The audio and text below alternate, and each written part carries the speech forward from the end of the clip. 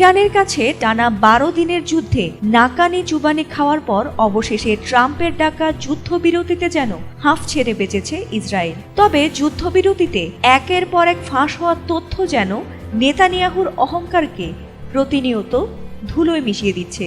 বিশ্ব দরবারে নেতানিয়াহুর ইসরায়েল এখন এক দুর্বল ও ভঙ্গুর রাষ্ট্র। এ যুদ্ধবিরতির পর সবার মনেই প্রশ্ন আসছে, ক্ষয়ক্ষতি কার বেশি হলো, ইরানের নাকি ইসরায়েলিদের? উত্তরটাও ভীষণ সহজ।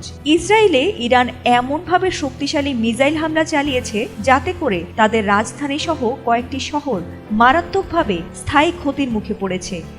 এমনকি একটি শহর পুরোপুরি ধ্বংস হয়ে গেছে বলে জানা গেছে। সৃষ্টিকর্তা ছাড় দেন কিন্তু ছেড়ে দেন না, আর তার বিচার যে কতটা ভয়ঙ্কর হতে পারে তা এই দৃশ্য না দেখলে বোঝা অসম্ভব। এটি গাজার কোনো দৃশ্য নয়, বরং ইসরায়েলের তেল আবিবের দক্ষিণে অবস্থিত সাজানো গোছানো বাতিয়াম শহরের দৃশ্য। মাসখানেক আগেও ইসরায়েলিরা হয়তো কল্পনাও করেনি যে তাদের সাজানো এমন শান্তির শহর ইরানের শক্তিশালী মিসাইলের আঘাতে তছনছ হয়ে যাবে। ফিলিস্তিনিদের মতো এবার বাতিয়ামেও বাস্তুহারা হয়েছে হাজার হাজার ইসরায়েলিরা। বর্তমানে ইসরায়েলের বাতিয়াম শহর পুরোপুরি ধ্বংসস্তূপে পরিণত হয়েছে। ইরানের শক্তিশালী মিসাইলের একের পর এক হামলায় সবচেয়ে বেশি ক্ষতির মুখে পড়েছে এই শহর। বিভিন্ন গণমাধ্যম বলছে শহরটির অন্তত ২,০০০-এর বেশি মানুষ এখন ঘরবাড়ি হারিয়ে নিঃস্ব হয়ে পড়েছে।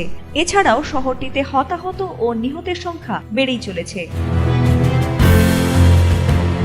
হতাহতের সংখ্যা এবং কাঠামোগত ক্ষতির দিক থেকে ইসরায়েলের সবচেয়ে ক্ষতিগ্রস্ত শহর হলো বাতিয়াম। সব মিলিয়ে ১,৬০,০০০ বর্গ কিলোমিটার জায়গায় ক্ষতি হয়েছে। এমন পরিস্থিতিতে গৃহহীনদের অস্থায়ী আবাসন এবং স্থানান্তরের পরিকল্পনা করছে দেশটির কর্তৃপক্ষ। তবে ক্ষয়ক্ষতির বিষয়ে ইসরায়েলিরা এখনো মুখ খুলছে না বলে জানা গেছে। ফাতিমা সুলতানা, এটিএন বাংলা।